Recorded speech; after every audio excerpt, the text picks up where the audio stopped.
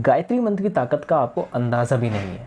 हम सब ये जानते हैं कि वेद इस ब्रह्मांड का सबसे ताकतवर ज्ञान है, लेकिन वेद अगर इतना ताकतवर है तो गायत्री मंत्र तो वेदों की माँ मानी जाती है। आप सोचिए गायत्री मंत्र के अंदर कितनी ताकत होगी।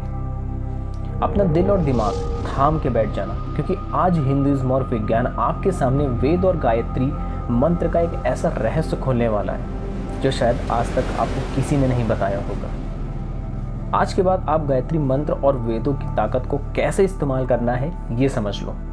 गायत्री मंत्र की ताकत को समझने से पहले आपको हमारी बात ध्यान से सुननी होगी। सबसे पहले आपको समझना होगा कि ये ब्रह्मांड और ब्रह्मा, इन दोनों के बीच में डिफरेंस क्या है। ब्रह्मांड यानी कि वो भगवान जिन्हें हम सब जानते हैं, ब्रह्मा विष्णु महेश, लेकिन ब्रह्मांड यानी अल्टीमेट रियलिटी, एक ऐसा निराकार स्वरूप जो कहाँ से आया, कैसे आया, किसी को नहीं पता। जब ब्रह्मा नहीं थे, विष्णु नहीं थे और ना शिव थे, तब था ब्रह्मांड, जिसे हम कहते हैं अल्टीमेट रियलिटी। ब्रह्मांड के साथ एक और चीज थी जिसे वाक कहा जाता है, यानी कि साउंड। हम सबको पता है ओम एक ऐसा मंत्र है जो कब आया, कहाँ से आया, कैसे आया, कोई नहीं जानता। मतलब जो हमारा ब्रह्मांड है उसके साथ था ओम, उसके साथ थी आवाज जिसे हम वाक बोलते हैं। अब ब्रह्मांड यानी अल्टीमेट रियलिटी और वाक, इन दोनों से बने ब्रह्मा विष्णु महेश, जिसे हम त्रिमूर्ति बोलते हैं। अब साइंस में एक टर्म होता है जिसे हम बोलते हैं एटम।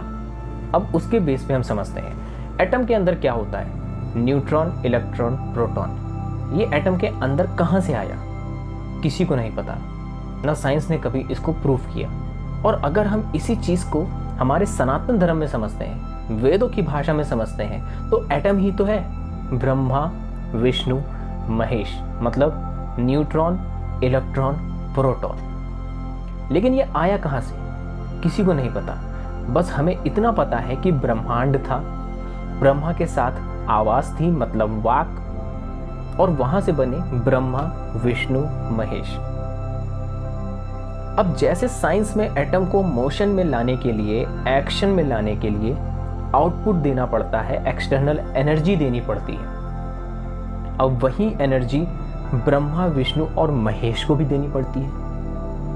वो अल्टीमेट रियलिटी जिसकी हम बात कर रहे हैं, वहां से ब्रह्मा विष्णु और महेश की एनर्जी मिलती है, जिसे हम शक्ति के नाम से जानते हैं। इसलिए हमें ब्रह्मा विष्णु और महेश के साथ एक एक देवी देखने को मिलती है। लेकिन अब आगे जो मैं आपको बताने वाला हूं, उसको समझने के लिए आपको ब्रह्मा विष्णु महेश अलग अलग नहीं बल्कि एक समझना होगा। एटम के अंदर भी न्यूट्रॉन, इलेक्ट्रॉन, प्रोटॉन, तीन अलग अलग चीजें हैं, लेकिन हम इन तीनों को अलग नहीं समझते।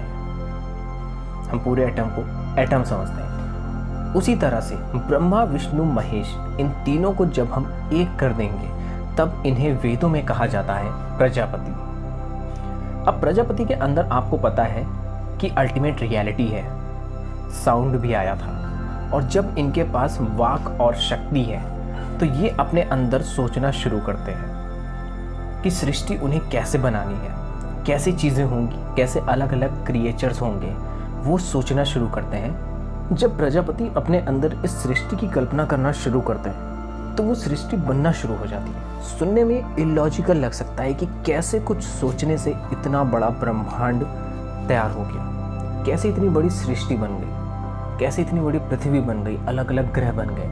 लेकिन अब अगर हम इसे वेदों की भाषा में समझें तो वेदों में जैसे मंत्रों के तौर पर समझाया गया है, वैसे आज मैं आपको समझाता हूँ। फिर आपको धीरे धीरे गायत्री मंत्र का राज पता चलेगा। वेदों में सृष्टि की बनावट के बारे में सबसे पहले ये बात कही गई है। इसका मतलब है प्रजापति ने अपनी शक्तियों के साथ ये सोचा कि मैं अपने आप को अलग अलग हिस्सों में बांट दूं और इस सृष्टि की कल्पना करूं। उसके बाद ये कहा जाता है, जिसका मतलब है वाक यानी आवाज।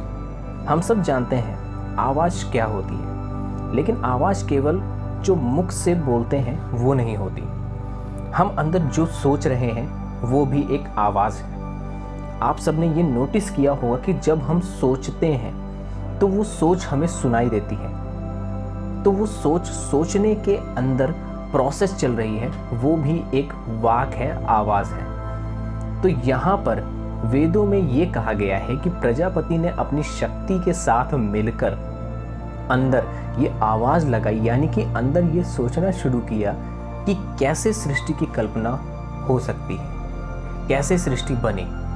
तो जब प्रजापति ने अपनी शक्ति के साथ इस चीज़ को सोचा, तो वेदों में आगे कहा गया है कि शक्ति जो है वो प्रेग्नेंट हो गई थी। अब यहाँ पर प्रेग्नेंट का मतलब रियलिटी में प्रेगनेंसी नहीं, बच्चा अंदर से निकलेगा। अब वेद में सभी चीज़ों को एनक्रिप्ट करके रखा गया है। प्रेगनेंसी का मतलब ये है कि जब प्रजापति ने अपने वाक के साथ मिलकर ये चीज़ सोची कि सृष्टि बनेगी, तो उनके अंदर डिज़ायर उत्पन्न हुआ, कल्पना उत्पन्न हुई, इसको प्रेगनेंसी कहा गया है। आखिर में ये कहा गया है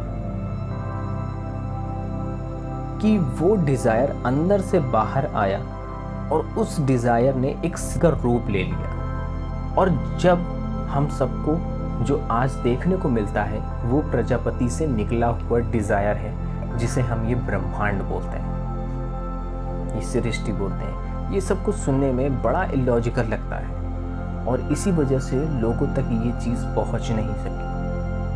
अब अगर आप पूरी सिचुएशन को एनालाइज करेंगे तो आपको समझ में आएगा कि आप एक चीज़ पाएंगे कि सृष्टि की कल्पना रियलिटी में हुई, उसके पहले सृष्टि प्रजापति के अंदर बन चुकी थी वाक के फॉर्म में। जिस प्रकार से जब आप कुछ बोलना चाहते हैं तो उससे पहले वो बात आपके मन में आती है, वो बात आपके माइंड में सिग्नल की तरह जाती है, फिर माइंड उस बात को क्रिएट करता है और ऐसे ही आप कुछ बोल पाते हैं।